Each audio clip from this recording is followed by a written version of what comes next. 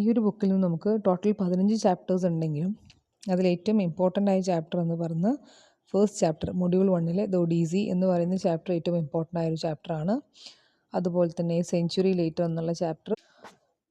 Total 15 chapters ഈ ഒരു ബുക്കിൽ നിന്നും ഉണ്ടെങ്കിലും നമുക്കതിൽ ഏറ്റവും ഇമ്പോർട്ടൻ്റ് ആയിട്ട് പറയാൻ പറ്റുന്നത് ദ ഒഡീസി എന്ന് പറയുന്ന ഫസ്റ്റ് ചാപ്റ്റർ ഇമ്പോർട്ടൻ്റ് ആണ്. അതുപോലെ തന്നെ അതിൽ നിന്ന് എസ്സേ ക്വസ്റ്റ്യൻ നമുക്ക് എക്സ്പെക്ട് ചെയ്യാം.